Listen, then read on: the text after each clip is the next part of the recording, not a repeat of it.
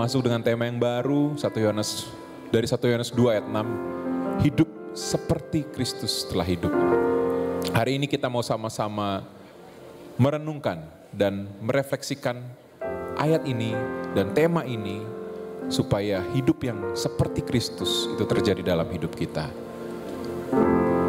Saya mau undang kita semua untuk bersatu dalam doa. Mari kita berdoa. Tuhan, terima kasih hari ini. Kalau kami boleh beribadah Tuhan sekali lagi Tuhan, bertemu dengan brothers sisters, bertemu dengan kerajaan Engkau Tuhan. Hari ini Tuhan, kiranya Tuhan memberkati, menyertai ibadah kami Tuhan pada minggu hari ini Tuhan. Kiranya Tuhan berkati supaya kami bisa mendapatkan hikmat yang baik daripada Tuhan. Kami juga bisa belajar tentang bagaimana kami bisa hidup seperti Engkau telah hidup. Terima kasih Tuhan Yesus, di dalam nama Tuhan Yesus. Haleluya. Amin. Berhasil saya undang untuk bangkit berdiri. Kita mau sama-sama naikkan satu buah pujian yang menyatakan bahwa kita mau hidup seperti Kristus.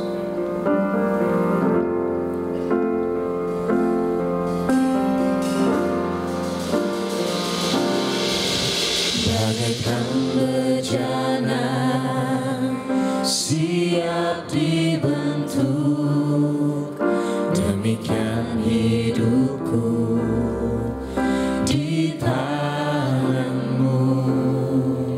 Dengan urapan kuasa Roh-Mu, ku dibaharui selalu.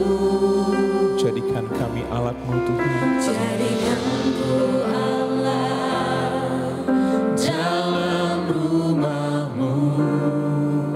Inilah hidupku di tangan-Mu. Bentuklah seluruh kehendak-Mu. Pakailah sesuai rencana-Mu.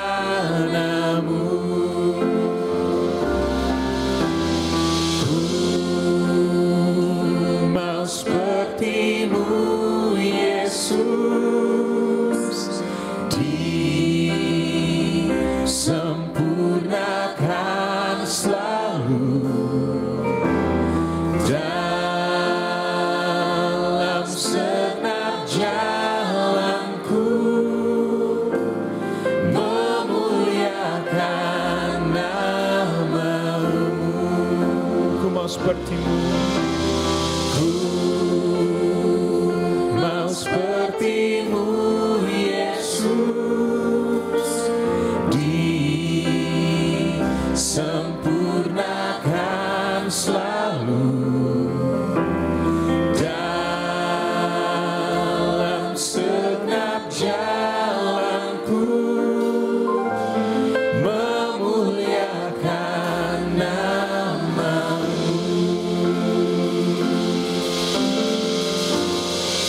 Katakan bagaikan bejana. Bagaikan bejana siap dibentuk, demikian hidupku di tangan-Mu. Dengan urapan kuasa Roh-Mu, ku dibaharui selalu.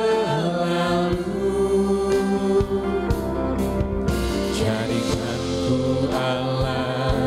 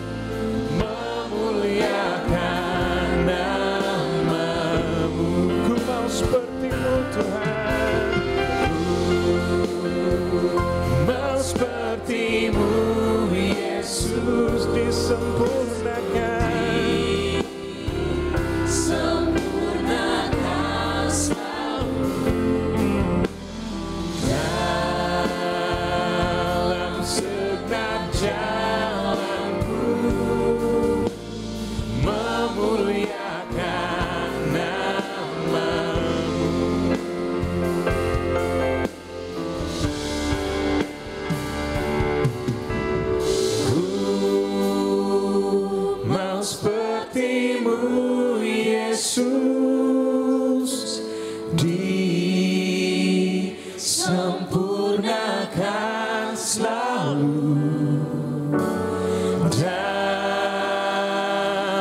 segenap jalanku,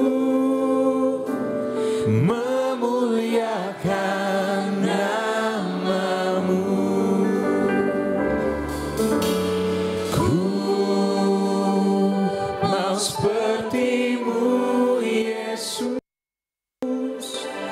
disempurnakan selalu dalam segenap jalanku, memuliakan namamu. Ku mau sepertimu Yesus, disempurnakan selalu dalam segenap jalanku, memuliakan namamu, memuliakan namamu. Kami muliakan Engkau, memuliakan namamu. Katakan, terima kasih Yesusku. Terima kasih Yesusku buat anugerah yang Kau beri, sebab hari ini Tuhan adakan syukur bagimu.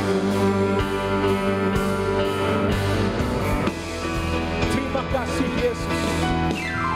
Terima kasih Yesusku buat anugerah yang Kau beri, sebab hari ini Tuhan adakan syukur bagimu.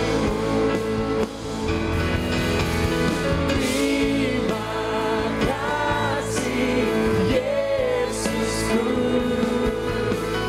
buat anugerah yang Kau beri, sebab hari ini Tuhan adakan syukur bagimu. Syukur bagimu, syukur bagimu,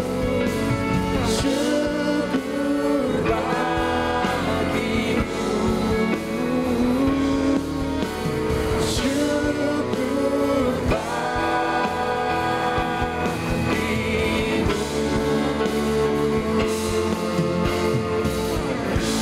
Berarti untuk dipersilakan untuk duduk. Kita akan mempersiapkan nanti untuk komuni.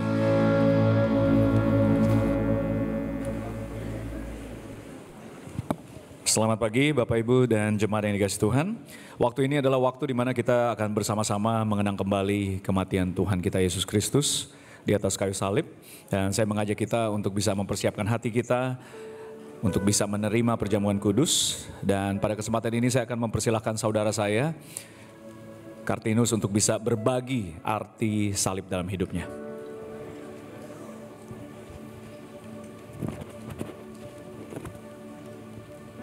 Shalom, selamat pagi. Bersyukur saya dikasih kesempatan untuk bisa sharing komuni tentang hidup saya dan juga tentang keluarga kecil saya. Bermula pada tahun 2019, papa saya dalam keadaan sakit pada saat itu di bulan Mei. Tidak butuh waktu yang panjang, Tuhan pun memanggil bapak saya di bulan Juli. Pada saat itu, saya dan keluarga pulang ke kampung, tepatnya di Medan, daerah Manduamas, Kota Sibolga. Saya bersyukur penguburan daripada bapak saya pun berjalan dengan baik karena dibantu oleh keluarga dan saudara-saudara yang di kampung. Singkat cerita, saya juga mau balik ke Jakarta. Saya rencana membawa ibu saya untuk bisa merawat ibu saya sendirian di Jakarta. Tapi ibu saya pun meminta untuk tetap di kampung. Ada memang adik perempuan saya, tetapi di rumah itu sendiri adalah hanya ibu saya. Saya menghargai keputusan ibu saya dan saya kembali ke Jakarta.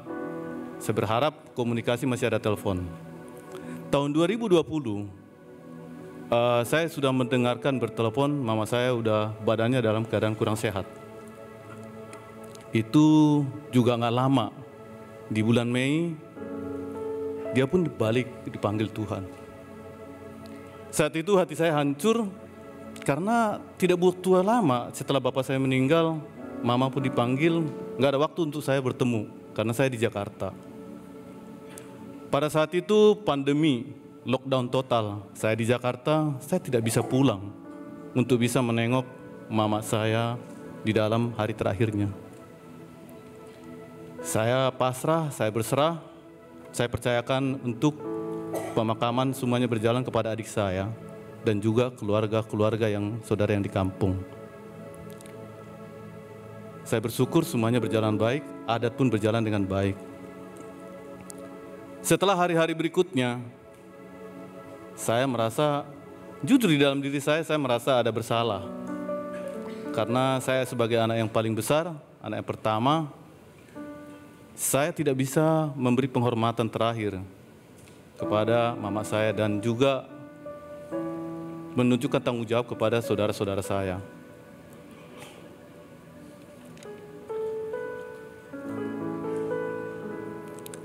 Hari-hari berikutnya, rasa penyesalan tetap terpikirkan dan kehilangan orang tua terpikirkan dalam hidup saya.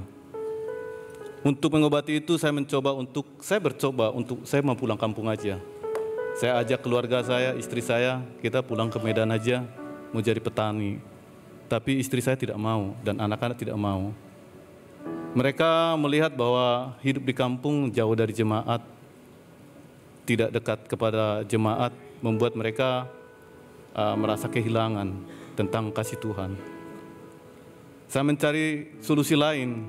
Nggak apa-apa kalian tinggal di Jakarta, saya yang pulang. Saya merasa itu karena saya sudah merasa kehilangan segalanya di dalam hidup saya kebetulan pada saat itu pandemi. Pekerjaan pun tidak pasti. Saya hancur. Marah dan kesal menjadi satu di dalam kehidupan saya. Kacau, tidak dapat berpikir dengan benar dalam setiap keputusan yang saya ambil. Dan keluarga, keegoisan saya yang terlintas di masa saat itu. Saya bersyukur ada titik balik di dalam hidup saya bersama dengan Tuhan karena diingatkan kembali untuk saya rendah hati dan mau menyerahkan yang terbaik untuk Tuhan. Bukan untuk diri saya pribadi, sehingga saya mengambil keputusan untuk taat pada firman Tuhan dan ikuti rencana Tuhan. Saat saya masih di Jakarta, saya bersyukur saya masih bisa berfellowship dengan jemaat. Ada sahabat-sahabat terbaik saya di sini yang bisa mengingatkan saya dan juga istri saya yang memberi motivasi dan semangat di dalam kehidupan saya sehari-hari. Saya menyadari bahwa kesedihan dan kehilangan yang saya alami, kehilangan orang tua, kehilangan harapan pada saat itu tidak seberapa apa yang Yesus alami di kayu salib. Bahkan Yesus rela kehilangan segalanya. Dia tidak mau mengasihi saya dan memberikan hidupnya sampai darah penghabisan untuk bisa mencintai dan menggenapi firman-Nya. Kabar baik yang saya dapatkan ketika saya tetap setia dan bergantung untuk mengikuti rencana Tuhan, di mana Tuhan bless memberkati keluarga kecil saya. Anak saya yang pertama, Yosi, yang saat ini kuliah semester 2, mengambil waktu untuk bisa mempelajari firman Tuhan. Dalam waktu yang lama, Saya dan istri tetap percaya kepada Tuhan, rencana Tuhan, dan meminta nasihat. Sehingga anak pertama saya Yosi pun dibaptis tahun 2022. Suatu sukacita buat saya dan keluarga kecil.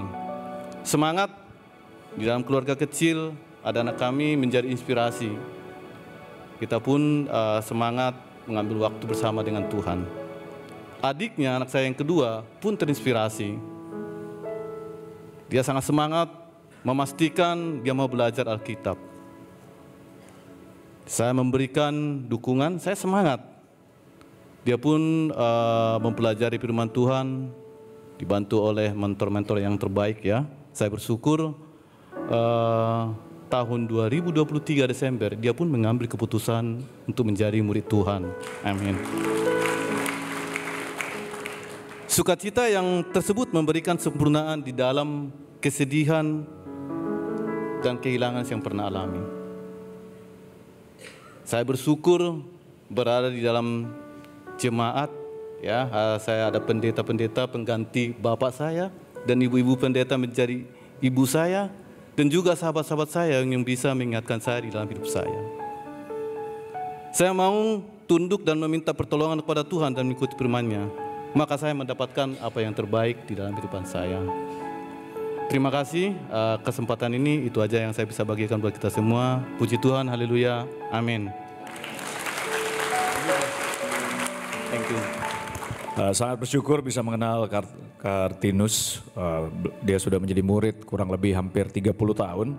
Dan melihat bagaimana kesaksian hidupnya dia menjadi seorang pengikut Yesus. Melihat bahkan arti salib dalam hidupnya dia yang membuat dia untuk senantiasa tunduk kepada kasih Tuhan, terlepas dari berbagai macam situasi kehidupan yang dia alami.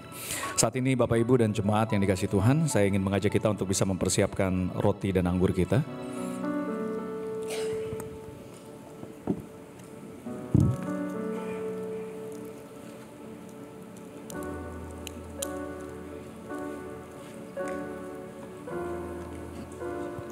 Kita siapkan roti dan anggur kita.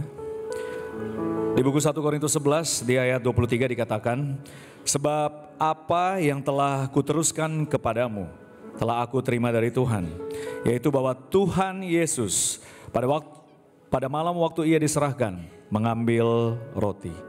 Dan sesudah itu ia mengucap syukur atasnya, ia memecah-mecahkannya dan berkata, inilah tubuhku yang diserahkan bagi kamu.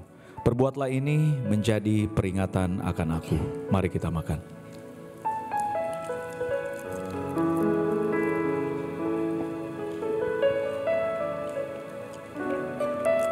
Demikian juga ia mengambil cawan sesudah makan, lalu berkata, cawan ini adalah perjanjian baru yang dimeteraikan oleh darahku.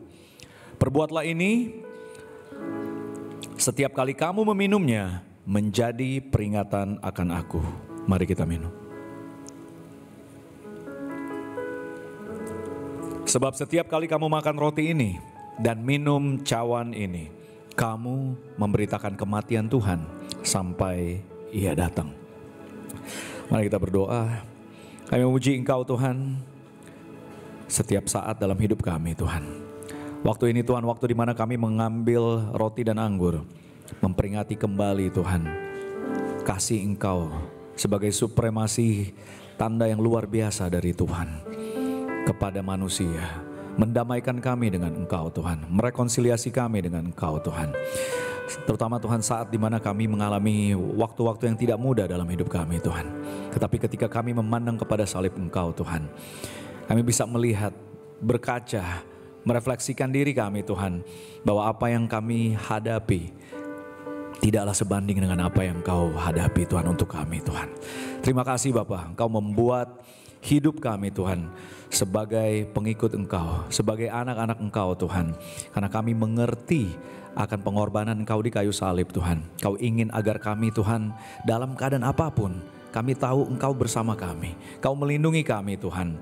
Dan kami tahu Tuhan setiap hal yang mungkin manusia bisa melihat itu sebagai kabar yang kurang baik Tuhan.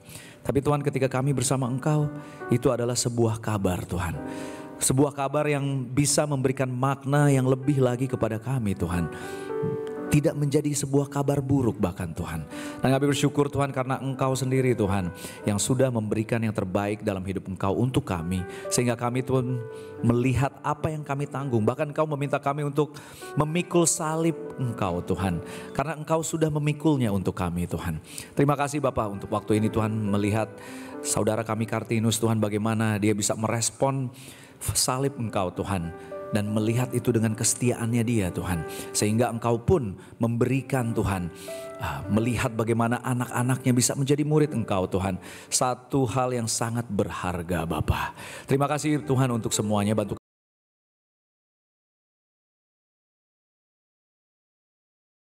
Tuhan. Dan kami akan terus bersuka cita di dalam Engkau. Karena pengertian kami akan pengorbanan Engkau dari salib untuk kami Tuhan.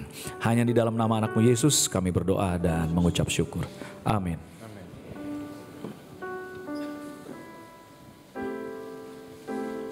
Brother sister, sebentar lagi kita akan mendengarkan firman Tuhan. Boleh bangkit berdiri. Boleh kasih hak dulu kanan kirinya mungkin. Katakan I love you bro, I love you sis. Amin. Oke, mari kita naikkan satu buah pujian.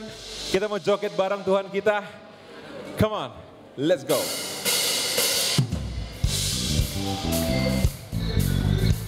Oke, kita boleh goyang sama-sama, ikutin kami ya, come on.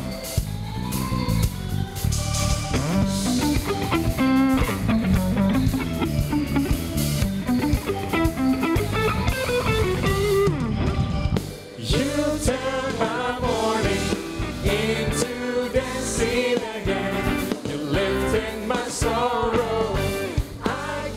Stay silent, I must sing for your joy has come. One more time.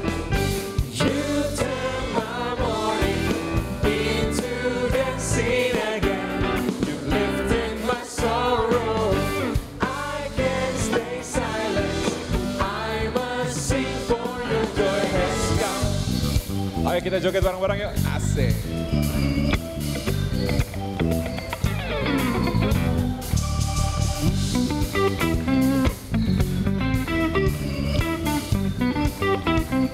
Katakan, where there once? Where there once was only hurt, you gave your healing hand. Where there once was only pain, you brought comfort like a friend. I feel the sweetness of your love, piercing my darkness. I see the bright morning sun as it ushers in this joyful gladness.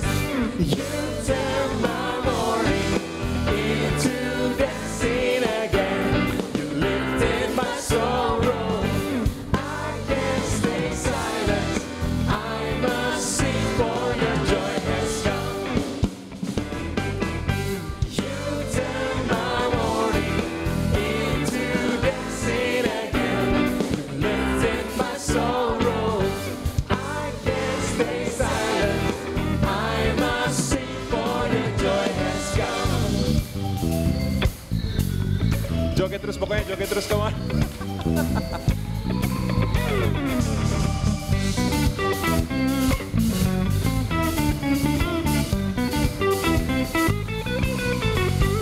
Where there once was only, you gave your healing hand. Where there once was only pain, you brought comfort like a friend. I feel the sweet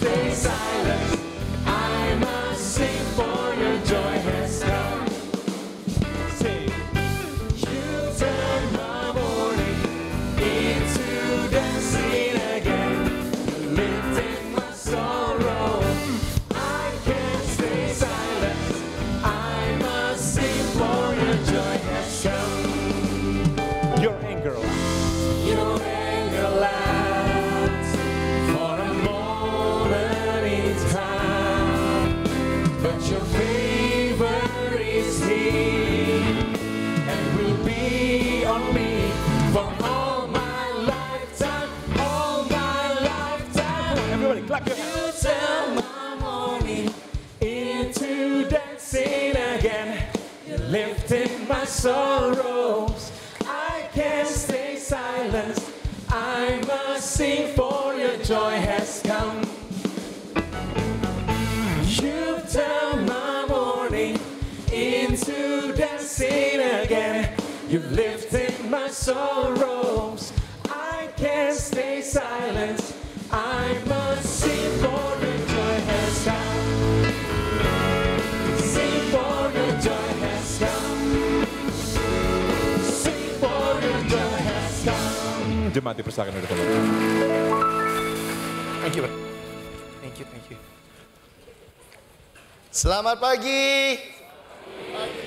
Sekali lagi mari kita memberikan ucapan terima kasih kita untuk semua yang sudah melayani hari ini. Song Ministry, Usher, tim multimedia, sound, guru-guru kakak-kakak kita di bawah juga. Mari kita berterima kasih kepada mereka, amin. Jangan lupa ya nanti, boleh tepuk tangan lagi, boleh. Nanti habis ini yang jemput anak, jangan lupa say thank you ya sama guru-guru sekolah minggu kita.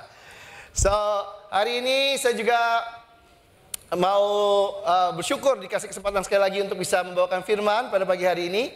Dan biarlah firman hari ini juga bisa membantu kita juga untuk terus dipenuhi sukacita dari Tuhan dan bisa terus berubah di dalam Tuhan, amin. Saya percaya Jakarta memasuki minggu terbaiknya dalam sepanjang tahun.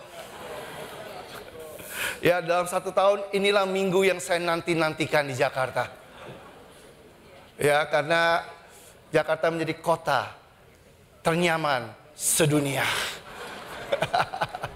Jadi bagi kita yang di Jakarta nggak kemana-mana, selamat berlibur juga, amin. Bagi kita yang liburan, selamat berlibur juga. Ini akan menjadi minggu yang luar biasa. So, saya juga mengucapkan terima kasih kepada kita semua di sini yang sudah memberikan doa-doanya, supportnya dan kasihnya kepada istri saya. Kita berdua merasa sangat-sangat dikasihi oleh kalian semua di sini. Amin. Terus doakan supaya kesehatan istri saya bisa betul-betul pulih. Amin. Oke, kita mulai dengan doa. Oke. Tuhan, terima kasih sekali lagi untuk sukacita yang kami boleh dapatkan Tuhan di dalam Engkau. Terima kasih Engkau mengubahkan duka cita kami, sorrow kami, kesedihan kami. Seperti sharing daripada Kartinus tadi Tuhan. Kau mampu Tuhan untuk ubahkan itu menjadi sukacita. Kami bersyukur kami boleh mengenal Engkau Tuhan. Biarlah Tuhan kami tidak take for granted kasih Engkau dalam kehidupan kami. Biarlah kami terus mau diubahkan untuk makin mirip dengan Engkau Tuhan. Dan pagi ini Tuhan kami mendengarkan firman Engkau. Kami berdoa Tuhan, biarlah ini tidak hanya menjadi sekedar rutinitas keagamaan kami setiap minggunya Tuhan. Tapi betul-betul Tuhan kami datang dengan hati yang haus, hati yang mau diubahkan. Hati yang mau Tuhan makin hari makin mirip dengan Engkau ya Tuhan. Tuhan kami berdoa, sekali lagi Engkau sendiri dengan kuasa roh Engkau Tuhan. Melembutkan hati kami semua di sini Tuhan. Sehingga firman Engkau menemukan tanah yang subur. Dan kami bisa keluar dari tempat ini. Jadi orang yang berubah, orang yang semakin memuliakan nama Engkau. Sertai hamba-Mu Tuhan yang berkhotbah Tuhan. Hanya dalam nama Yesus kami telah berdoa dan mengucap syukur. Amin. Oke. Masuk bulan April, bulan yang baru, tema yang baru. Dan bulan ini tema kita adalah Live as Jesus did. Atau hidup sama seperti Kristus telah hidup. Kita tahu ayat ini diambil dari buku 1 Yohanes pasal yang kedua, ayat yang ke-6. Dikatakan di sana barang siapa mengatakan bahwa ia ada di dalam dia, ia wajib hidup sama seperti Kristus telah hidup. Saya ulangi sekali lagi. Ia wajib hidup sama seperti Kristus telah hidup. Di versi bahasa Inggrisnya dia bilang, whoever claims to live in him must live as Jesus did. Kata yang dipakai wajib. Kata yang dipakai must. Jadi ini bukan negosiasi, bukan. Ini adalah sebuah perintah daripada Tuhan. Di bulan April ini, di masa libur ini, saya mengajak mari kita ambil waktu bersama-sama. Ya, karena nggak kerja, kita bisa punya waktu yang lebih lama, kita bisa mengambil kesempatan untuk mempelajari surat-surat daripada Rasul Yohanes lebih dalam lagi. Surat Yohanes pertama, kedua, ketiga. Surat Yohanes pertama hanya ada 5 pasal, Yohanes kedua cuma 1 pasal, Yohanes ketiga 3 pasal, 1 pasal. Jadi kalau kita ambil waktu pelajari, kita akan betul-betul bisa mengerti lebih dalam. Ekspektasi, mengerti lebih dalam, pengharapan daripada Tuhan. Tentang bagaimana kita hari ini yang mengaku dan mengatakan diri kita sebagai orang yang tinggal dalam Kristus. Kita tahu bagaimana kita harus hidup di dalam Dia. Saya mau memberikan sedikit overview supaya kita di sini waktu bacanya juga semangat, mengerti dan paham. Oke? Saya hanya kasih overview dari surat Yohanes yang pertama. Walaupun nama daripada penulis surat ini tidak disebutkan di dalam surat tersebut, atau kita baca 1 Yohanes 1 Yohanes itu kita tidak akan temukan siapa yang menulis, ya. Tetapi dari tulisan-tulisan bapak-bapak gereja, ya, di abad kedua seperti Irenaeus, ya, seperti Tertullian, seperti Clement dari Alexandria, seperti Origen, ya, mereka semua menyatakan bahwa surat Yohanes yang pertama ini adalah betul-betul tulisan daripada Rasul Yohanes itu sendiri. Jadi dari apa yang mereka tuliskan dari sejarah, ya kita bisa lihat kenapa buku ini ditulis oleh Rasul Yohanes. Dan yang lebih menariknya lagi, ini yang lebih jelas lagi adalah persamaan daripada gaya tulisan, struktur dan konten daripada surat Yohanes yang pertama dengan Injil Yohanes itu sendiri. Oke? Kalau kita lihat misalnya contohnya di surat Yohanes yang pertama pasal 1 ayat 1 dikatakan pada awalnya firman, dan firman itu menjadi manusia. Seperti kita tahu juga itu ada di Injil Yohanes ya, pasal 1 ayat 1 dan juga di ayat yang ke-14.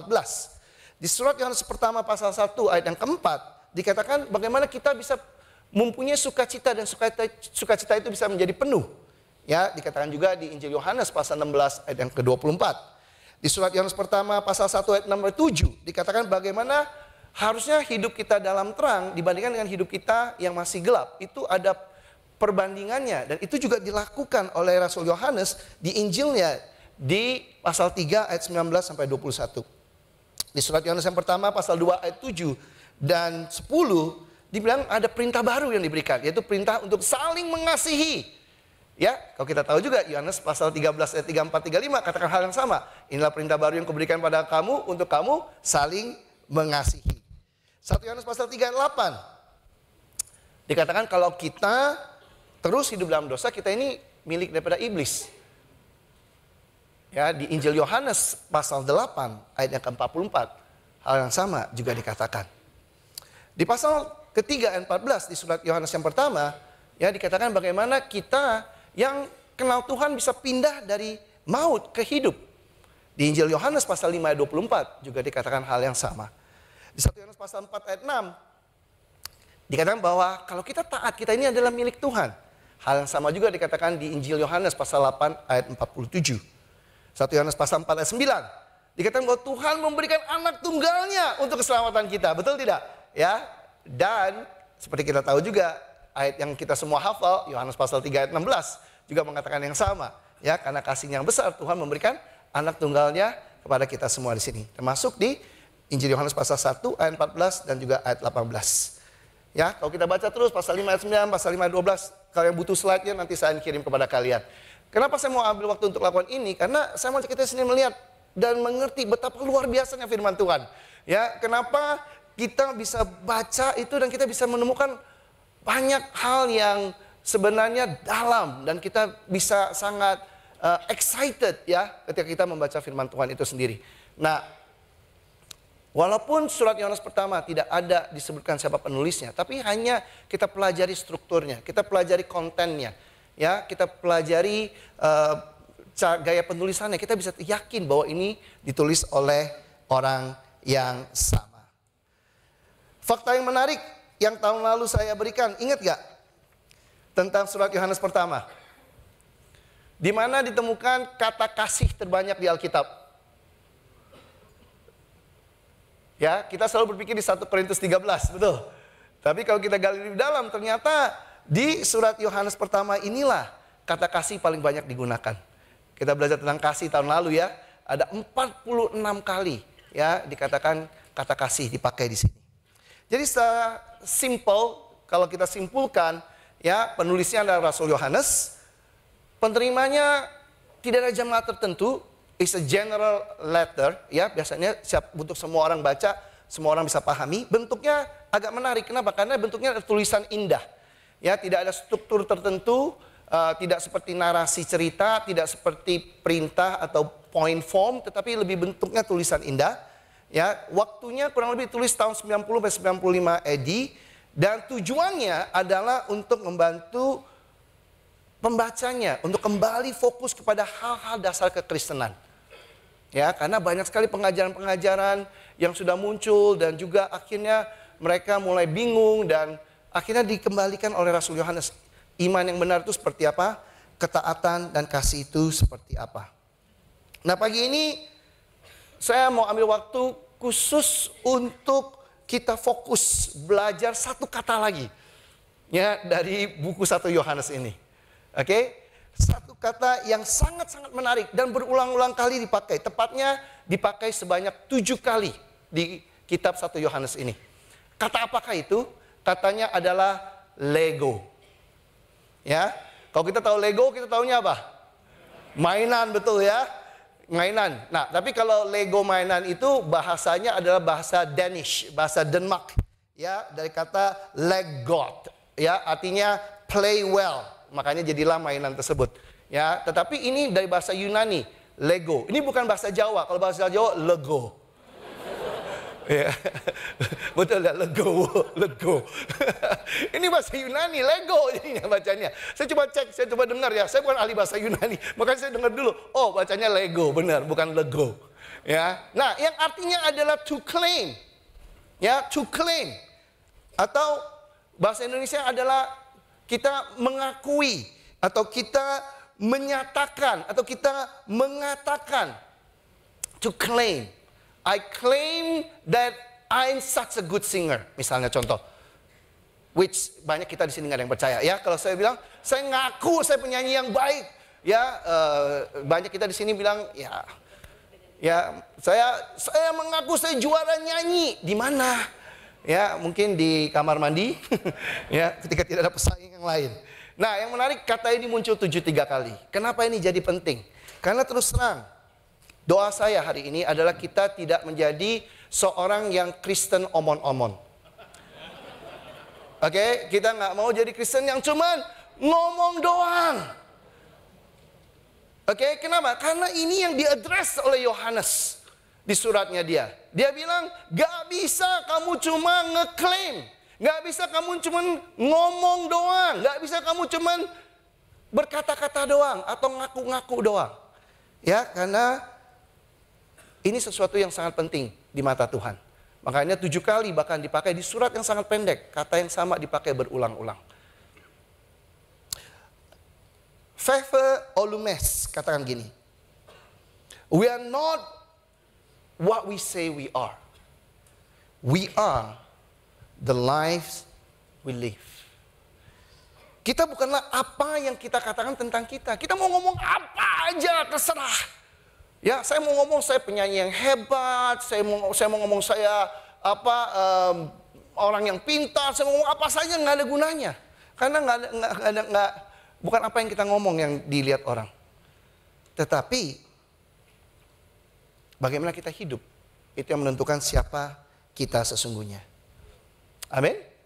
Nah, doa saya hari ini adalah melalui surat Yohanes yang pertama dan khotbah hari ini kita bisa ambil waktu untuk evaluasi, Bapak Ibu. Ambil waktu untuk evaluasi. Supaya kita di sini ya bisa tahu bagaimana kita bisa hidupi apa yang kita klaim selama ini. Ya, jangan cuma itu jadi klaim saja atau kita cuma puas itu cuma jadi apa yang kita akui saja. Tapi betul-betul kita bisa hidupi seperti apa yang Tuhan mau. Nah, hari ini kita akan belajar di surat Yohanes pertama ini dan kita lihat apa yang dia katakan dan biarlah ini jadi modalnya kita. Amin. Siapa di sini mau jadi seorang murid Yesus atau seorang Kristen yang tidak ngaku saja tapi hidupnya betul-betul seperti yang Tuhan mau? Amin. Oke, berarti kalian berada di ruangan yang tepat. Oke, kita langsung masuk. 1 Yohanes pasal 5. 1 Yohanes pasal 1 ayat 5, sorry. Dan inilah berita yang telah kami dengar dari Dia, yang kami sampaikan kepada kamu. Allah adalah terang, dan di dalam Dia sama sekali tidak ada kegelapan. Jika kita katakan, lego, klaim, bahwa kita beroleh persekutuan dengan Dia, namun kita hidup dalam kegelapan, kita berdusta, dan kita tidak melakukan kebenaran. Berapa banyak, berapa sering kita hari ini klaim, kita ngomong, kita katakan bahwa kita ini dekat dengan Tuhan. Kita bersekutu dengan Tuhan. Kita sama Tuhan begini nih. Tapi pertanyaannya, apakah kita masih hidup dalam kegelapan? Karena kalau kita benar-benar dekat sama Tuhan, dia bilang, Tuhan itu terang. Kalau kita dekat sama Tuhan, nggak mungkin kita masih dalam kegelapan. Kalau kita masih dalam kegelapan, berarti kita cuma ngaku-ngaku kita dekat sama Tuhan. Tapi sebenarnya kita tidak dekat dengan Tuhan. Kita lihat ayat berikutnya. Ayat 7. Tapi jika kita hidup dalam terang sama seperti Dia dalam terang, maka kita beroleh persekutuan seorang dengan yang lain. Dan darah Yesus anaknya itu menyucikan kita daripada segala dosa. Jika kita berkata, klaim, lego, bahwa kita tidak berdosa, maka kita menipu diri kita sendiri dan kebenaran tidak ada di dalam diri kita. Nah, kalau ini nggak berani yang klaim, ya nggak ada kita di sini bilang, waduh, saya nggak berdosa nih, nggak. Cuman masalahnya bukan soal ngeklaim tidak berdosanya, tetapi kita bisa tampil seolah-olah kita nggak ada dosa. Kita bisa tampil seolah-olah kita baik-baik saja. Kita bisa tampil seolah-olah apa? Ya, kita sudah benar hidup kita. Tapi pertanyaannya, apakah tampilan kita adalah kita sesungguhnya? Ayat 9 dan 10 dilanjutkan lagi. Jika kita mengaku dosa kita, maka Ia adalah setia dan adil, sehingga Ia mengampuni segala dosa kita dan menyucikan kita dari segala kejahatan. Jika kita berkata, klaim, lego, bahwa kita tidak berbuat dosa, maka kita membuat Dia menjadi pendusta dan firman-Nya tidak ada di dalam kita. Sekali lagi ditekankan, kalau kita hari ini tampilannya beda sama yang di dalam, berarti kita, firman Tuhan tidak ada di dalam diri kita. Kalau firman Tuhan ada dalam diri kita, Dia bilang apa? Kita pasti berani tampil apa adanya. Pertama, pertanyaannya hari ini, kita orang yang real bukan? Kita betul nggak orang yang hidup di dalam terang? Kenapa? Karena Allah adalah terang. Dan dalam Dia sama sekali tidak ada kegelapan.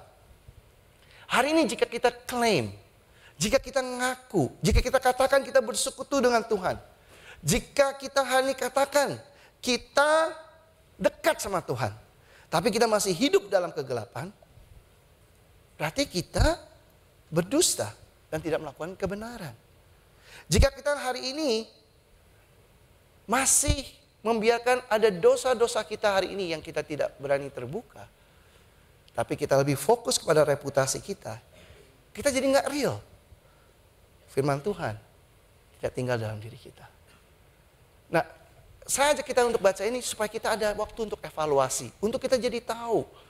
Jangan kita gunakan asumsi kita sendiri, jangan kita gunakan standar kita sendiri. Kita lihat apa yang firman Tuhan katakan. Dia bilang, kalau kita bersekutu dengan Tuhan, harusnya kita tidak ada lagi kegelapan. Bagaimana yang kehidupan Kristen kita hari ini? Bapak, Ibu, Saudari yang saya kasihi. Kapan terakhir kali kita terbuka tentang dosa-dosa kita? Kapan terakhir kali kita ceritakan pergumulan kita? Saya tahu tinggal di dunia saat ini gak gampang. Image is everything. Ya, apa yang orang pikir tentang kita itu sangat penting. Dan kadang-kadang itu menjadi lebih penting daripada kita benar di hadapan Tuhan. Dan ini adalah hal yang Rasul Yohanes mau orang berubah pada saat itu. Jangan sampai image lebih penting daripada benar di hadapan Tuhan. Seberapa terbukanya kita hari ini tentang kelemahan kita, tentang dosa-dosa kita. Saya bertemu banyak anak-anak yang punya orang tua, bukan anak-anak ya, mungkin orang-orang yang saya ketemu yang punya pengalaman dengan orang tua mereka. Yang begitu jaga image. Akhirnya menghancurkan iman mereka kepada Tuhan. Karena orang tuanya mau tampil bagus di luar, di gereja, tetapi bobrok di rumahnya, anak-anak tahu semua. Jadi orang tuanya mau ngomong tentang Tuhan, mau ngomong apa, anak nggak bisa dengar. Karena mereka tahu, yang mereka tampilkan hanya apa yang di luar. Bapak Ibu, seberapa mudahnya kita hari ini untuk minta bantuan atas kelemahan kita. Seberapa mudahnya kita minta bantuan kalau ada pergumulan dalam pernikahan kita. Seberapa mudahnya kita untuk minta bantuan hari ini kalau kita lagi ada hal yang kita perlu perbaiki dengan anak kita. Atau dengan orang-orang sekeliling kita. Seberapa terganggunya kita hari ini kalau kita tidak hidup dengan integritas. Seberapa terganggunya kita hari ini ketika apa yang kita ngomong dan apa yang kita hidupi berbeda. Seberapa terganggunya kita hari ini dengan apa yang kita pikir, apa yang kita di hati kita, dengan apa yang kita lakukan berbeda. Seberapa terganggunya kita. Karena gampang hari ini kita datang mengaku diri kita seorang Kristen dan hal ini menjadi hal yang sangat biasa. Nggak apa-apalah. Mana yang lebih penting? Reputation or righteousness? Gampang untuk ngomong righteousness is more important. But in our daily life, is it true that righteousness is more important than reputation? Apakah benar bahwa hidup benar itu lebih penting daripada reputasi kita? Apakah hari ini kita orang yang sama di depan orang dan di belakang orang? Pernah nggak kamu ketemu orang yang manis depan kamu, tapi di belakang dia ngomongin kamu? Pernah nggak? Pernah? Atau merasa diri begitu? Ngerti maksud saya di sini kan? Wah, tapi di belakang.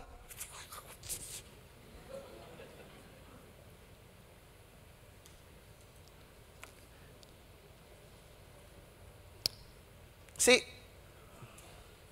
ini bedanya reputation and righteousness. Reputation is when we care about how we live. Jangan salah loh, orang yang jaga reputasi itu care about how they live. Only before men. Hanya di depan orang. While righteousness is when we care about how we live. Not only before man, but also behind man. And especially before God. Itu bedanya. Bedanya orang yang jaga reputasi hanya peduli bagaimana dia hidup di depan orang lain. Apa yang orang nilai tentang dirinya. Nah, bukan berarti itu nggak penting. Penting. Orang yang hidupnya benar pun harus memastikan di depan orang hidupnya benar. Tapi nggak cuma itu bedanya. Di belakang juga. Dan terutama di hadapan Tuhan juga. Itu bedanya. Nah, saya mau tanya hari ini. Kamu puas dengan reputasi? Atau righteousness? It's your goal. Mana yang kita lebih jaga? Righteousness or reputation? Jika kita berani klaim hari ini kita berhidup bersekutu dengan Tuhan, yang adalah terang, pasti kita akan jadi real, pasti kita tahu righteousness di atas reputasi kita. Kita tidak hanya peduli dengan apa yang orang pikir tentang kita, tapi kita lebih peduli kepada apa yang Tuhan pikir tentang kita. Jika tidak demikian, mungkin brother sister, bapak ibu yang saya kasihi, Dengan berat hati saya katakan, mungkin kita belum hidup bersekutu dengan Tuhan. Mungkin kita belum hidup dalam terang. Jangan kita ditipu oleh iblis.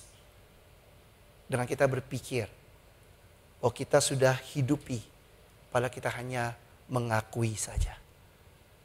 Tujuannya hari ini, surat Yohanes dituliskan supaya brother sister pada saat itu mereka tidak hanya puas dengan mengakui, tapi mereka betul-betul bisa hidupi apa yang mereka klaim. Dan biarlah hari ini pun sama. Waktu kita baca surat Yohanes ini, kita tidak puas dengan apa yang kita akui. Tapi betul nggak kita hidupi apa yang kita klaim atau kita akui. Yang kedua, masih semangat ya? Belum selesai, ada 7 kata klaim. Tadi berapa? Baru berapa? 3, oke? Kita lanjut ya. 1 Yohanes 1 ayat 7. Tapi jika kita hidup dalam terang, sama seperti dia ada dalam terang, maka kita beroleh persekutuan seorang dengan yang lain. Dan darah Yesus, anaknya itu, menyucikan kita daripada segala dosa. Sekali lagi ditekankan, kalau kita hidup dalam terang, ya tadi tidak cuma saja kita tinggalkan dosa, tapi kita juga di sini apa? Suka bersekutu satu dengan yang lainnya. Dilanjutkan pasal 2 ayat 9. Barang siapa berkata, klaim, lego, bahwa ia berada dalam terang, tapi ia membenci saudaranya, ia berada dalam kegelapan sampai sekarang. Jadi kalau kita hari ini ada kebencian, ada ketidaksukaan, ada kepahitan, kita boleh klaim kita dalam terang. Tapi apakah kita betul-betul hidup dalam terang? Belum tentu. Menurut firman Tuhan, yang hidup dalam terang, dia tidak akan membenci saudara-saudarinya. Barang siapa mengasihi saudaranya, ia tetap berada dalam terang. Dan di dalam dia tidak ada penyesatan. Tapi barang siapa membenci saudaranya, ia berada dalam kegelapan. Dan hidup di dalam kegelapan. Ia tidak tahu kemana ia pergi, karena kegelapan itulah membutakan matanya. Betul ya, brother sister ya? Kita lihat di sini. Kalau kita dalam terang, kita mengasihi. Kita membenci, kita berada dalam kegelapan. Simple kok firman Tuhan. Jadi jangan kita, kayaknya gue gak di terang, gak di gelap. Di mana?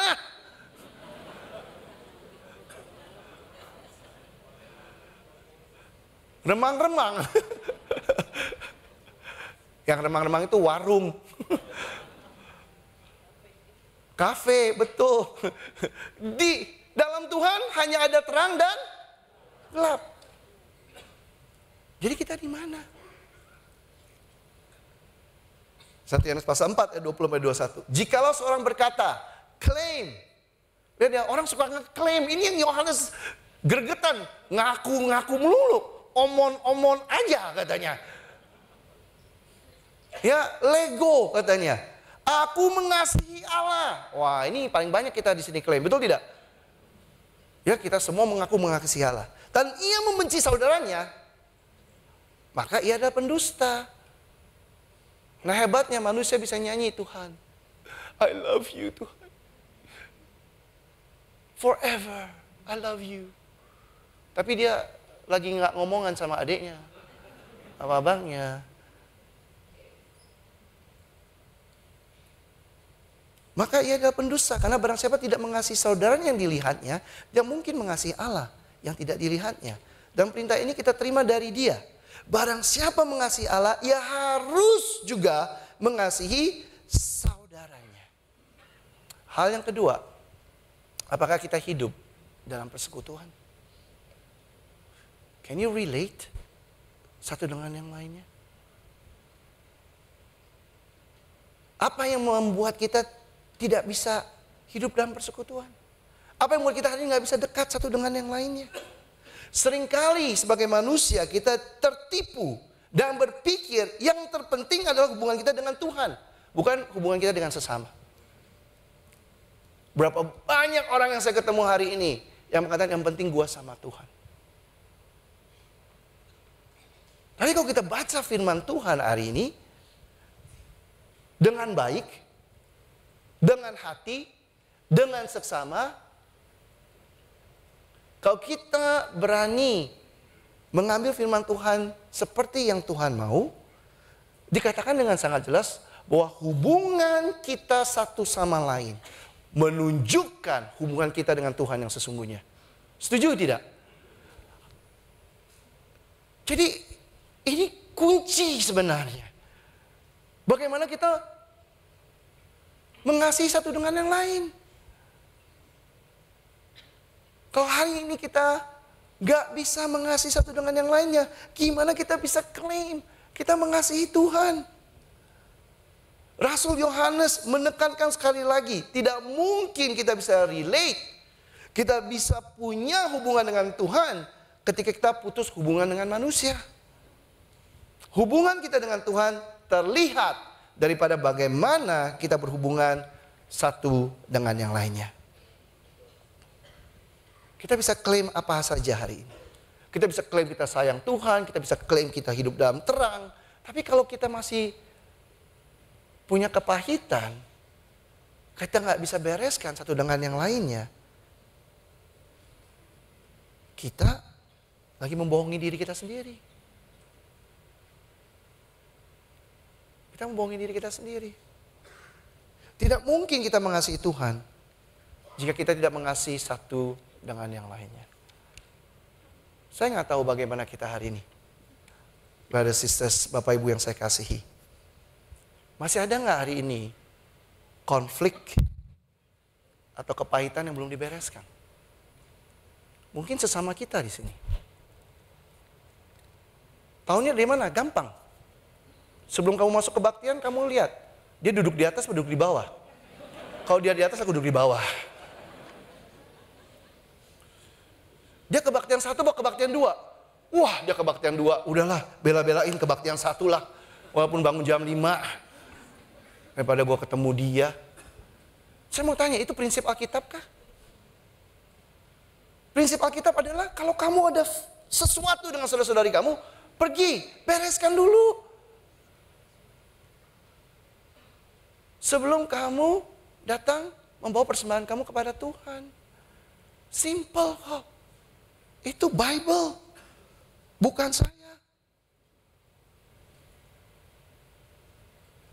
Suami dan istri. Bagaimana dengan hubungan kalian? Kita bisa datang ibadah hari ini seperti suami istri yang mesra. Tetapi mungkin kan sudah pahit satu dengan yang lain yang tidak pernah dibereskan. Mungkin dengan mertua.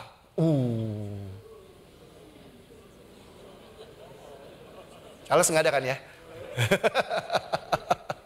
Karena mama lagi di sini loh. Kalau saya mau mertua saya bahaya.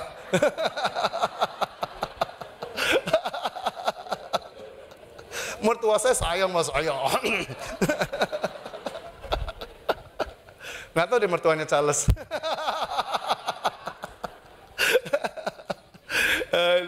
So, dengan mertua nggak tahu. Kadang-kadang kita tapi hubungan dengan mertua pun. Mantu gimana sama mantu? Dengan sahabat, dengan rekan kerja, saya nggak tahu. Tapi kalian yang tahu. Harusnya kita hari ini kalau kita adalah orang yang mengasihi Tuhan, kita yang tetap bisa mengasihi orang-orang ini. Ada nggak rasa tidak suka satu sama lain kita sudah bereskan? Adakah orang-orang yang kita sedang hindari, malas bicara, malas fellowship, belum bisa kita ampuni hari ini? Kita pernah nggak minta bantuan untuk orang reconcile, kita bereskan? Atau kita biarkan saja?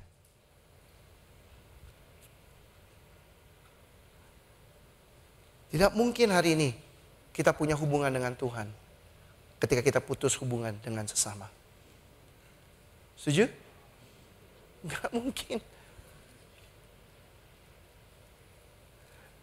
Saya nggak bilang bahwa gini, kalau orangnya abusive, orangnya jahatin kamu, udah jahatin aja. Bukan begitu, bukan. Kita juga perlu bijak, kita juga perlu minta nasihat, ya. Tapi Penting untuk kita bisa tetap mengampuni, penting untuk kita tetap bisa mengasihi. Nggak mungkin hari ini kita punya hubungan dengan Tuhan, kita putus hubungan dengan sesama. Jangan anggap enteng karena Tuhan melihat secara serius dalam hal ini. Tidak mungkin kita relate ke Tuhan kalau ada manusia lain yang tidak mau kita relate. Jika kita klaim, kita katakan, nyatakan bahwa kita mengasihi Tuhan, pastikan kita juga mengasihi sesama kita. Matius 6, Matius 18, silakan ambil waktu nanti pelajari. Mengatakan bahwa bagaimana kita mengampuni sesama kita adalah cara Tuhan mengampuni kita juga. Adalah bagaimana Tuhan akan mengampuni kita juga. Amin. So, sekali lagi, biarlah firman Tuhan membantu kita di sini. Tidak puas dengan apa yang kita akui. Tapi seperti Rasul Yohanes katakan, kita perlu hidupi apa yang kita akui. Amin. Udah berapa klaimnya? Ngikutin nggak? 5. Oke, sisa 2 lagi. Oke. 1 Yohanes pasal 2 ayat 3-4. Dan inilah tandanya bahwa kita mengenal Allah, yaitu jikalau kita menuruti perintah-perintahnya. Barang siapa berkata, klaim, lego, aku mengenal dia, tapi ia tidak menuruti perintahnya, ia adalah seorang pendusta dan di dalamnya tidak ada kebenaran. Berapa sering kita klaim, saya mengenal Tuhan, karena itulah saya di sini. Kalau saya nggak kenal Tuhan, ngapain saya di sini? Makanya Tuhan bilang, Matius pasal 7 ayat, saya tidak mengenal kamu. Kamu pembuat kejahatan. Dia bilang, kenapa? Karena tidak melakukan kehendak Bapa di surga. Buat saya nyambung banget sama ayat ini, betul tidak? Jangan kita hari ini puas karena kita ke gereja atau beragama atau kita melayani. Tapi pertanyaannya, kita ambil serius gak firman Tuhan? Kita turuti gak perintah-perintahnya? Jangan kita hari ini puas dengan apa yang kita klaim. Yang terakhir, tapi barang siapa menuruti firman-Nya, di dalam orang itu sungguh-sungguh sudah sempurna kasih Allah. Dengan itulah kita ketahui bahwa kita ada dalam Dia. Barang siapa mengatakan, klaim, lego, bahwa ia ada dalam Dia, ia wajib hidup sama seperti Kristus telah hidup. Ini ayat yang menjadi ayat yang tema kita selama bulan ini. Jadi kalau kita klaim kita di dalam Tuhan, seperti kita banyak klaim di sini, tapi pertanyaannya kita makin mirip dengan Kristus gak kehidupan kita?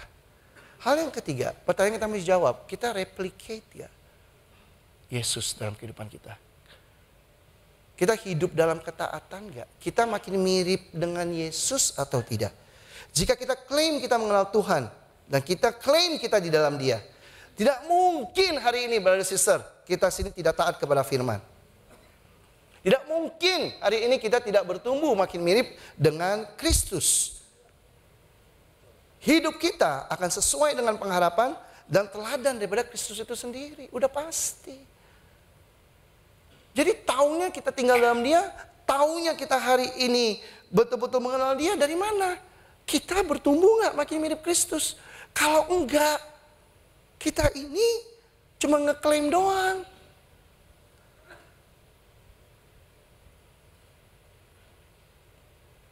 Goal kita adalah makin mirip dengan Kristus. Menjadi seorang Kristen menurut Kisah Rasul pasal 11 ayat 26 adalah kita menjadi murid-muridnya. Artinya apa? Kita belajar dari guru kita. Bukan cuma ajarannya saja. Tapi waktu kita belajar dari guru kita mengimitasi dia. Kita meneladani dia.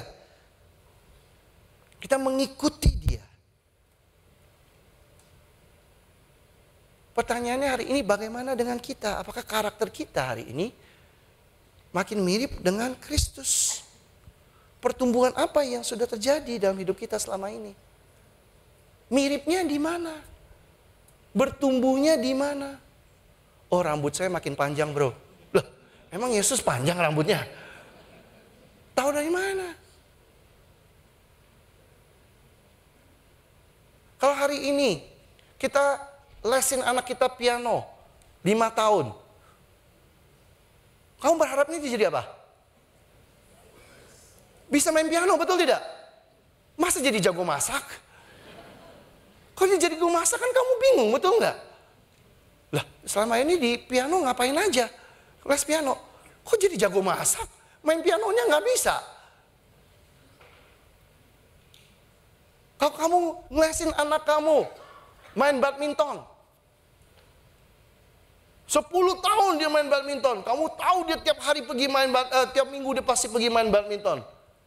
Tapi setelah 10 tahun kamu main sama dia nggak bisa main badminton. Bisanya main bola. Jadi ngapain dia di sana? Hari ini berapa tahun kita sudah ke gereja? Berapa banyak firman Tuhan yang kita sudah dengar? Berapa banyak persekutuan yang kita sudah kunjungi? Berapa kali kita sudah buka Alkitab kita? Saya mau tanya. Bagian mananya yang udah makin mirip dengan Kristus? Jangan kita di sini bangga bilang, gue kayak gini orangnya. Jangan. Kita harus bangga hari ini kalau ada karakter kita yang diubahkan makin mirip dengan Kristus. Amin. Hari ini apakah kita berubah? Apakah orang-orang di sekeliling kita bisa merasakan perubahan tersebut? Hari ini nggak ada yang lebih memberikan saya encouragement lagi ketika mendengar ya dari orang-orang yang saya ketemu. Mereka bilang, saya mau bertumbuh, saya mau berubah, saya mau belajar firman apa? Karena saya lihat papa mama saya berubah. Saya lihat mereka jadi punya karakter Tuhan. Saya lihat istri saya berubah. Saya lihat suami saya berubah. Saya lihat anak saya berubah. Saya lihat teman kantor saya ini berubah. Saya lihat tetangga saya ini berubah. Dulu tetangga paling menyebalkan ini. Jangan kita di sini bangga loh. Ya kita jadi tetangga paling menyebalkan. Yang tidak ada yang mau bertetangga dengan kamu. Jangan. Itu nggak menunjukkan kita kenal Kristus. Harusnya tetangga kita lihat, gila nih tetangga keren banget nih. Nggak pernah gue dapet tetangga sebaik ini nih. Dan membuat dia mau cari tahu tentang siapa Kristus. Apa kita hari ini puas, kita hanya hidup beragama, tapi tidak bertumbuh dan berubah? Adakah hal-hal yang kita merasa terlalu sulit untuk kita teladani dari Yesus yang kita akhirnya puas kita untuk kita tidak lakukan? Apa kita hari ini puas karena kita jadi lebih aktif, tapi kita nggak makin mirip dengan Kristus?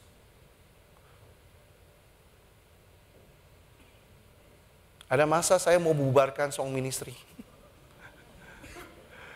Karena saya bilang, kalau kalian tidak bisa bekerja sama, kalau kalian tidak bisa mirip dengan Kristus, udah gak usah pakai nyanyian di depan. Buat apa kita punya nyanyian di depan kalau mereka gak bisa kerja sama, betul gak? Mending gak usah nyanyi. Betul. Buat apa kita punya perayaan Natal yang wow, kalau panitianya berantem? Mendingan gak usah Natalan. Setuju gak? Setuju. Jadi siap-siap ya kalau banyak saya bubarkan sesuatu. Berarti kita udah mengerti kenapa saya bubarkan itu. Karena buat apa? Buat apa? Being Christian simply means being more Christ-like every day. Amen? That's what being Christian is all about. You becoming more like Christ. Jadi lebih mirip dengan Kristus setiap harinya. Makanya hari ini harusnya pernikahan kita makin bagus dong. Harusnya kita bisa makin dekat dong satu dengan yang lainnya sebagai grup. Harusnya kita bisa punya hubungan yang lebih baik dengan keluarga kita. Jadi saudara-saudari yang lebih baik untuk keluarga kita. Karena kita makin mirip dengan Kristus. Bukti dari kita tinggal dalam Kristus adalah kita hidup taat dan meladani Kristus dalam setiap aspek kehidupan kita. Jangan puas hanya beragama. Jangan puas hanya kita aktif melayani. Tapi bertumbuh di dalam karakter kita, cara pikir kita, hati kita, tingkah laku kita, perkataan kita, Dan bahkan keputusan-keputusan yang kita ambil sehari-harinya. Biarlah itu makin mirip dengan Kristus. Saya mengajak kita Bapak Ibu Saudari. Sekali lagi, ini masuk bulan April. Saya mengajak kita sini pikirkan, doakan. Karakter apa yang Anda mau bertumbuh tahun ini? Area apa yang Anda mau bertumbuh yang membuat Anda makin mirip dengan Kristus tahun ini? Pikirkan, doakan, kerjakan, dan kejar itu. Saya percaya, setiap kita semua di sini akan bisa makin hari makin mirip dengan Kristus. Brother sisters, Bapak Ibu yang saya hormati, izinkan saya rangkumkan dengan apa yang dikatakan Paul Washer. Dia ngomong begini. If we judge our life by what we know or by what we say, we can easily deceive ourselves into thinking that we are something that we are not. It is wiser to evaluate ourselves by the amount of truth we actually live. This is very humbling. Hari ini Bapak Ibu, jika kita menilai hidup kita dengan apa yang kita tahu atau apa yang kita katakan saja, kita menipu diri kita sendiri dengan menganggap diri kita sebagai seseorang yang bukan kita sesungguhnya. Jauh lebih bijak untuk hari ini kita menilai diri kita dengan seberapa banyak kebenaran yang kita hidupi. Dan tentu ini sesuatu yang akan membantu kita untuk rendah hati. Hari ini, it's so easy. Cuman kita puas dengan apa yang kita klaim.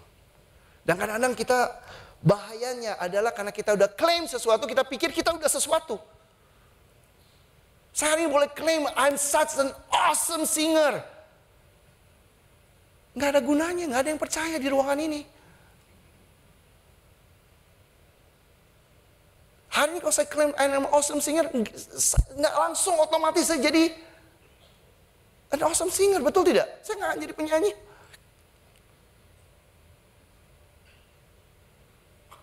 Apa yang saya klaim means nothing.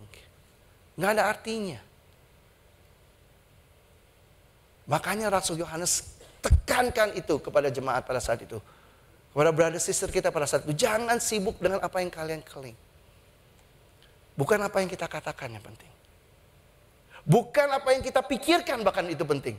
Ya, banyak hari ini kita sebut virtual Christianity. Virtual Christianity means gini. Kita pikir kita sudah oke, berarti kita oke. No. It's not what we think. It's how we live. It's bagaimana kita hidup. Itu yang counts. Itu yang penting. Saya nggak mau kita terjebak di dua area ini. Dengan apa yang kita klaim dan apa yang kita pikirkan. Tapi betul-betul hari ini saya mengajak, yuk kita evaluasi. Betulkah yang kita klaim itu adalah yang kita hidupi? Bukan apa yang kita klaim yang penting hari ini. Tapi bagaimana kita hidup sebagai seorang Kristen. Itu yang penting. Mari kita evaluasi diri kita. Menggunakan surat Rasul Yohanes. Agar kita tidak menggunakan asumsi kita. Tapi kita bisa melihat dengan jelas. Apa sih ekspektasi Tuhan. Dan bagaimana kita hidup. Saya mengajak kita di sini untuk berani minta bantuan. Kalau kita tahu kita tidak di sana. Untuk berani minta masukan. Untuk berani minta bimbingan. Untuk berani minta arahan. Karena kita hidup hanya sekali. Dan kita akan diadili Tuhan satu hari nanti. Mari kita jangan puas hanya dengan apa yang kita klaim. Jika kita hidup dalam Tuhan, seperti yang kita klaim, seharusnya kita di sini akan berani untuk terbuka, berani untuk minta bantuan. Karena kita mau tinggalkan dosa-dosa kita. Kita nggak peduli dengan reputasi kita, tapi kita lebih peduli kita di mata Tuhan. Karena itu kita akan real hidup kita. Yang kedua, kalau kita hari ini hidup dalam Tuhan, seperti yang kita klaim, kita pasti akan punya hubungan yang sehat satu dengan yang lainnya di sini. Kita akan bisa mengampuni, kita akan bisa menerima perbedaan, kita akan bisa bereskan kepahitan. Karena kita akan bisa relate satu dengan yang lainnya. Itu yang Tuhan katakan kalau kita hidup di dalam Dia. Yang terakhir, kalau kita katakan kita hidup di dalam Tuhan, seperti yang kita klaim, mari kita makin hari, makin bertumbuh, makin mirip dengan Kristus. Kita ambil firman Tuhan secara serius, kita taat di firman Tuhan, dan kita hidupi firman Tuhan. Jangan puas hanya dengan klaim, tapi kita betul-betul jalankan dalam kehidupan kita. Kita pasti akan replicate Dia. Dan kita semua di sini akan bisa live as Jesus did. Mari kita tutup dalam doa. Tuhan, terima kasih. Karena firman Kau sangat jelas, Tuhan. Pengharapan Kau sangat jelas. Bantu kami semua di sini, Tuhan, hari ini. Punya kerendahan hati. Untuk berani menjadi real. Untuk kami di sini tidak puas dengan apa yang kami klaim saja, Tuhan. Tapi betul-betul, Tuhan, kami bisa hidupi apa yang Engkau harapkan daripada kami. Bantu kami di sini mengerti, Tuhan, bahwa hubungan kami satu dengan yang lainnya menunjukkan hubungan kami dengan Engkau yang sesungguhnya. Bantu kami enggak ambil itu saringannya, Tuhan. Dan bantu kami hari ini untuk punya hati yang taat. Tuhan, yang betul-betul mau belajar, mau bertumbuh. Sehingga makin hari kami makin mirip dengan Engkau. Terima kasih ya Tuhan untuk hari ini. Terima kasih untuk firman Kau. Bantu kami untuk punya hati yang mau dibentuk dan diubahkan oleh Engkau.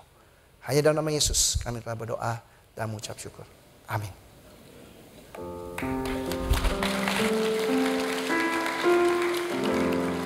Brothers Sisters, tiba saatnya kita mempersembahkan persembahan yang terbaik buat Tuhan kita. Persembahan bisa di-scan di depan nanti atau bisa secara cash di tiang di sebelah kanan saya atau sebelah kiri saya melalui box yang sudah disediakan.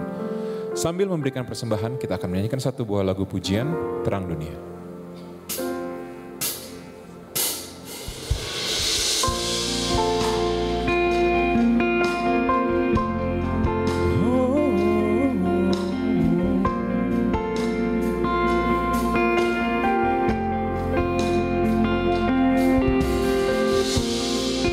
Kasih-Mu tak berkesudahan,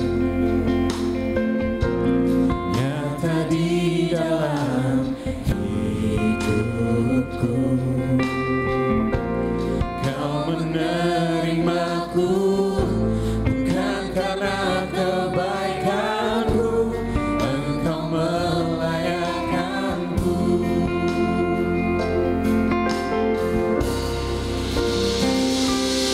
Bapa, pulihkan hatiku, ubahkan hidupku, jadikan aku baru. Bapa, pakailah hidupku seturut rencana-Mu, menjadi terang bagi dunia. Firman-Mu membuatku memahami kasih sejati. Sinar-Mu selalu terang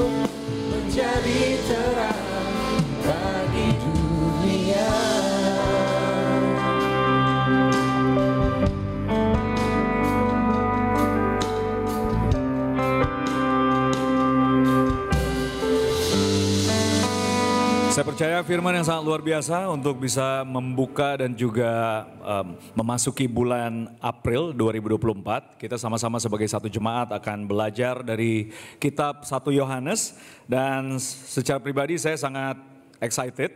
3 poin yang diberikan Pendeta Budi barusan, terutama di poin pertama dikatakan real, being real. Untuk saya sebagai seorang pelayan Tuhan, reputasinya itu adalah seorang pelayan. Tapi saya tahu bahwa sebagai pengikut Yesus, saya merefleksikan diri saya ketika khotbah tadi dibagikan, terutama tentang mengakui kelemahan, mengakui dosa saya. Kita jemaat yang mengajarkan kepada dunia di luar sana sebagai pengikut Yesus, kita mengaku dosa kita.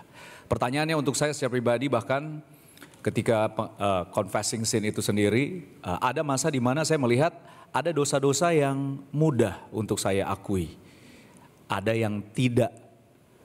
Tentunya itu sebuah persepsi yang salah dalam hidup saya untuk saya juga bisa bertobat di sana. Sehingga saya pun tahu bahwa ketika saya berdosa, apapun itu dosanya, saya harus akui itu.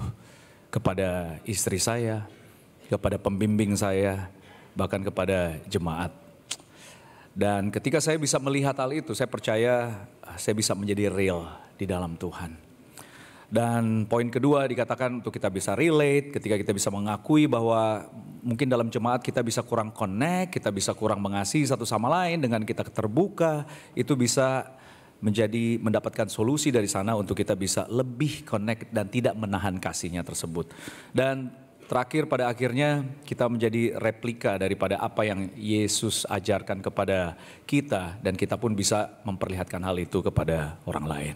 Hari ini mari kita appreciate Pendeta Budi Hartono yang saya percaya membantu kita membuka bulan ini di awal minggu ini dengan kita bisa real, relate, and replicate. Saat ini saya ingin mengajak brother sisters dan juga jemaat untuk bisa memperhatikan beberapa buah pengumuman berikut ini. Ibadah minggu depan, tepatnya pada tanggal 14 April 2024, tetap di jam yang sama, di pukul 8 pagi dan juga 10.30 pagi. Mohon untuk bisa kita datang lebih awal, untuk kita bisa berfellowship dan mengurangi kemacetan yang akan terjadi kalau kita terlambat. Dan di minggu depan juga akan ada youth service di F1, teens pada pukul 8 pagi, dan juga ada campus service di pukul 11 pagi waktu Indonesia Barat. Pengumuman selanjutnya ada special announcement. Pada kesempatan ini saya ingin mengajak untuk saudara-saudari bisa mensupport dan juga mendukung. Saya akan undang Pendeta Frankie Lumenta untuk bisa memberikan special announcement-nya. Terima kasih. Satu sukacita kita bisa punya waktu bersama-sama beribadah, dan saya akan mengumumkan pengumuman khusus.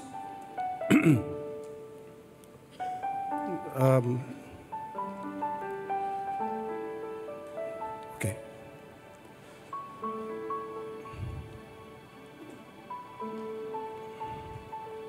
Ini biasa pakai Mac, pakai ini jadi bingung saya, ini gimana nih?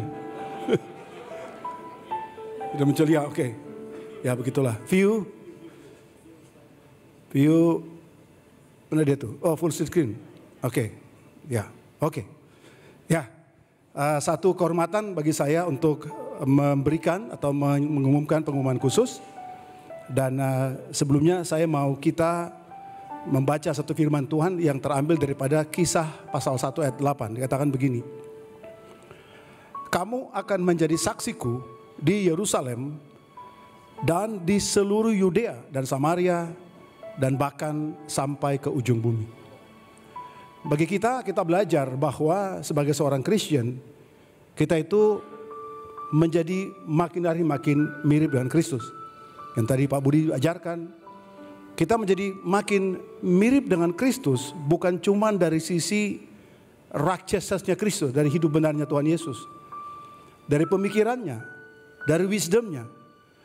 Tetapi juga ada satu hal yang sangat penting yang Tuhan sebelum naik ke sorga, dia tinggalkan pesan. Ya adalah menjadi sama dengan dia dalam menjalankan misinya. Dan ayat ini diucapkan mengingatkan kepada para rasul, para murid-murid pada waktu itu, bahwa mereka menjadi witness bahkan sampai ke ujung bumi. Ujung bumi itu artinya secara literal memang ujung bumi. Tempat yang mungkin orang merasa sukar untuk dijangkau. Tempat yang orang akan melewati keluar daripada zona nyamannya. Tempat di mana mungkin dia tidak tahu apa tantangan yang akan dia hadapi. Tempat yang di mana mungkin dia akan betul-betul sangat lebih bergantung kepada Tuhan. Itu artinya sampai ke ujung dunia, dalam bahasa Yunani namanya eskatos atau eschatos. Yang berarti bahwa keadaan yang kita tidak comfortable, tapi kita memilih untuk berada pada keadaan itu. Karena itu kemudian gereja secara prinsip kita ingin memulai jemaat kita di kota Timika. Tempat di mana betul-betul ada 315.000 jiwa di sana. Dan ada 71%-nya beragama Kristen. Jadi bayangkan ada 223.000 jiwa lebih orang Kristen yang perlu dijangkau. Di sana adalah tambang nomor 3 emas terbesar di dunia.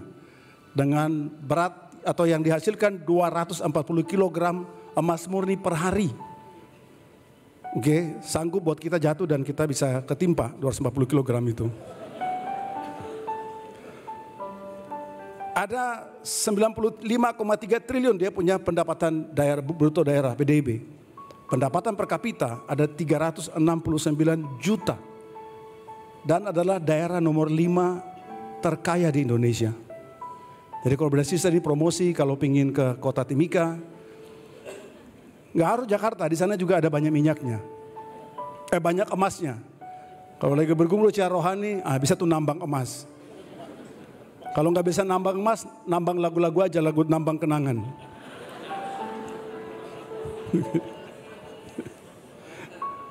Ya, ini adalah teman brother sister kita yang akan pergi misi di kota Timika. Tepuk tangan dulu buat mereka. Thank you.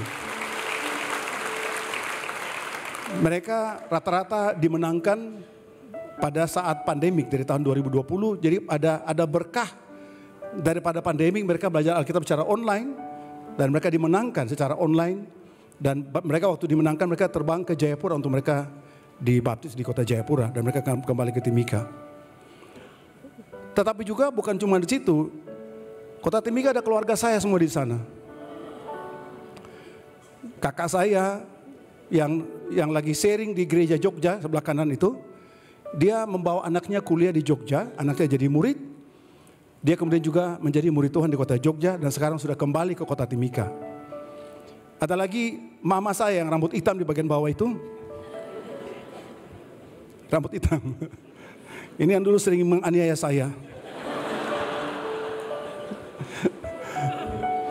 Waktu saya membaptis dia, saya tekan agak lama, segala dosa-dosa dia saya tahan. Dia sudah gelap, saya bilang tahan dulu ma, masih banyak dosa-dosamu. Ya mama saya dan juga kakak saya dulu jadi murid di Jakarta. Teman baiknya Pak Budi sama-sama dari Arsenal mereka. Dan mereka juga di sana, mama saya masih jadi murid dan kakak saya bisa direstorasi menjadi murid Tuhan di sana. Amin, tolong doakan untuk misi di kota Timika. Dan ada orang yang spesial, inilah kebaktian kita pertama. Waktu kita ke sana. Dari yang datang di sini, 60% adalah keluarga saya. Jadi kita sebut namanya Gereja GKDI Timika Cabang Lumenta. Oke. So sekarang saya mau mengundang orang spesial, Turan Fani, silakan.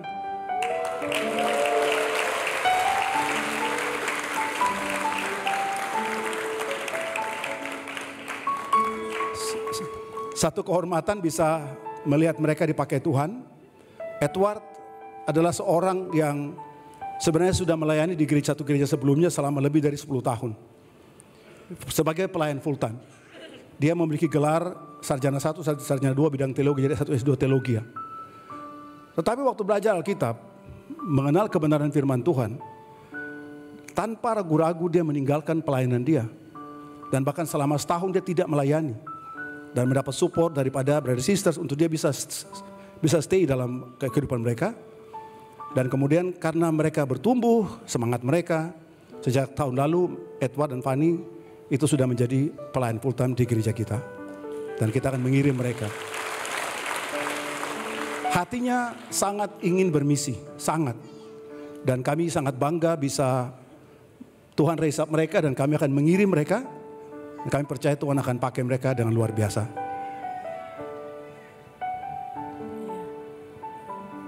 Lagu yang Jordan lagi main ini ada satu liriknya gini. Surga kecil jatuh di bumi. Bumi Papua.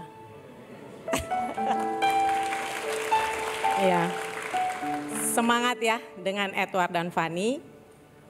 Fanny ini, kalau Edward latar belakangnya memang pendeta. Dan pelayanan bagi dia itu adalah hal yang sudah biasa. Tapi bagi Fanny ini hal yang luar biasa. Karena belum pernah. Tapi lihat hati dia waktu mereka Bible study. Kemudian semangat Edward itu juga yang membuat Fanny terinspirasi dan perubahan Edward. Sampai akhirnya Fanny memutuskan untuk mengambil keputusan juga dan mau melayani secara full time. Luar biasanya adalah mereka dibaptis tuh tanggal 15 Mei. Dan itu hari Patimura. Kalau di Ambon itu dirayakan. Jadi kalau saya bisa bilang bahwa kita juga nggak tahu mereka kenapa dibaptis di hari Patimura ya. Tapi Patimura pahlawan dari Ambon. Dan ini jiwa mereka benar-benar jiwa yang pahlawan secara spiritual. Yang mereka mau pergi ke Papua. Tidak mudah berada di kota kecil yang tidak ada mall. Karena semua orang pengennya adem di mall. Papua panas, matahari satu. Tapi nggak ada mall. Tapi bagus karena visi dan misinya adalah mengunjungi dari rumah ke rumah. Kalau ada mall tidak bisa kunjungan. Jadi inilah visi mereka, memulai dari rumah ke rumah. Dan bangga karena anak mereka juga Ilona. Ini kadang yang om tante suka gangguin dia. Ngapain ke sana, nggak ada mall, nggak ada AC, panas. Terus kata dia, kita harus bersyukur dan kita harus menikmati.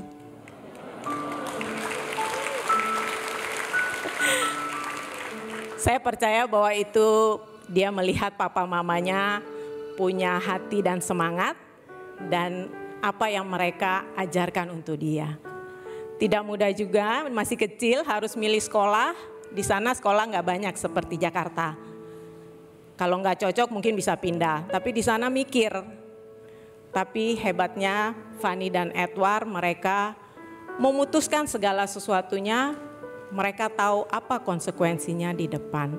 Dan mereka tahu bahwa Tuhan yang akan menjaga dan menyertai mereka. Doain jemaat supaya jemaat Timika terus bertumbuh, keluarga kami pun bisa dimenangkan satu persatu. Sebagai informasi, Elona mengaku dia orang Korea. Mereka akan berangkat tanggal 16 April ini dan kita doakan semoga Tuhan menyertai mereka. Mari kita berdoa. Tuhan Bapa di surga, Engkau adalah Allah yang baik. Engkau membawa orang-orang yang hebat dalam kehidupan mereka, membawa kami semua untuk bisa mengenal kebenaran firman Engkau.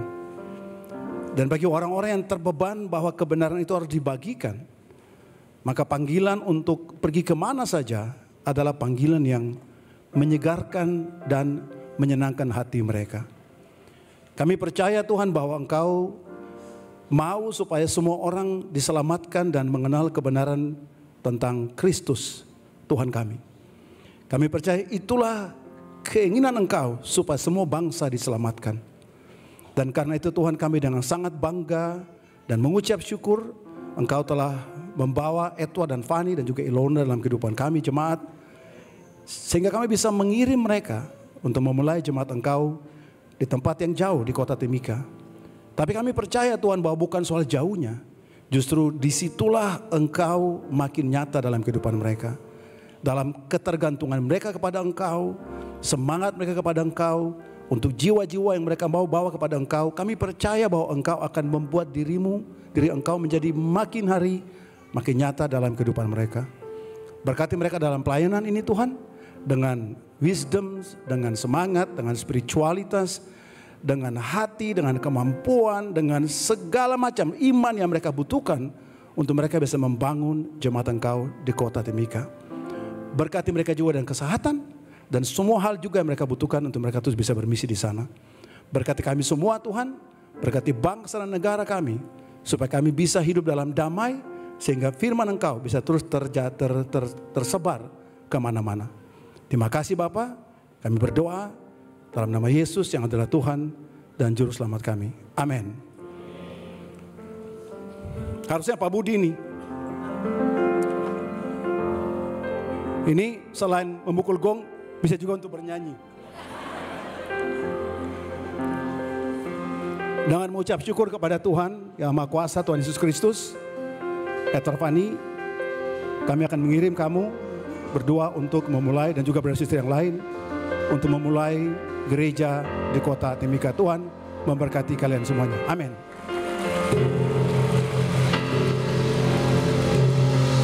Tuhan berkati. Terima kasih.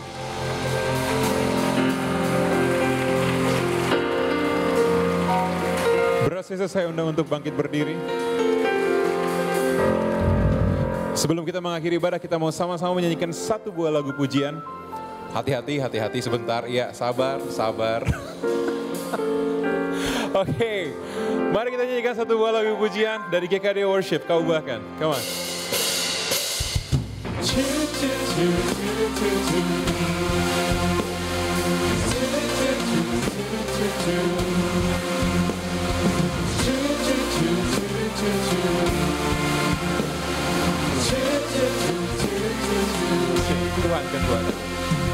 Tuhan kekuatan dalam hidupku, gunung batu dan perisaiku, tantangan dalam hidup takkan ku goyah, padamu ku mau selalu berserah, karena kasih-Mu ubahkan hidupku, karena Kaulah kekuatanku, Yesus Kaulah penuntunku, janji-Mu ku pegang, firman-Mu Tuhan, Kaulah Yesus harapan di hidupku, padamu aku percaya.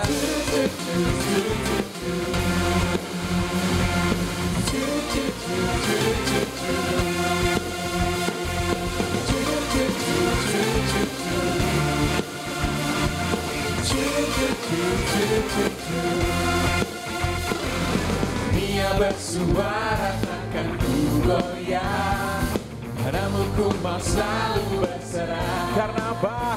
Karena kasih-Mu ubahkan hidupku, karena Kaulah kekuatanku, Yesus Kaulah penuntunku, janji-Mu ku pegang, firman-Mu Tuhan, Kaulah Yesus harapan di hidupku, padamu aku percaya.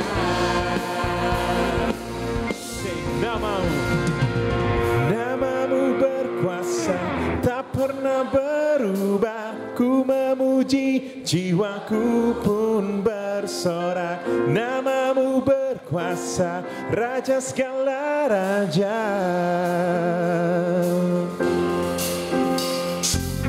Namamu berkuasa, tak pernah berubah, ku memuji, jiwaku pun bersorak.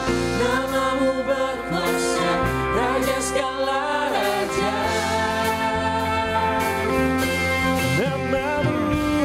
Namamu berkuasa, tak pernah berubah, ku memuji, jiwaku pun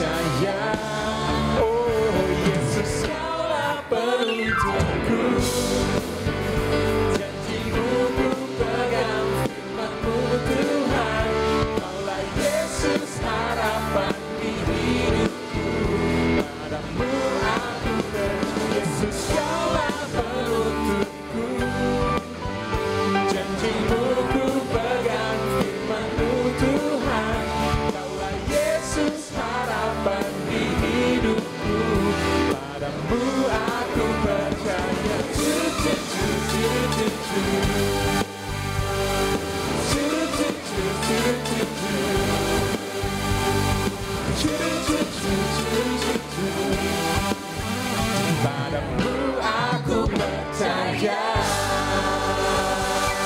Ibadah sudah selesai. Happy Sunday. God bless you all.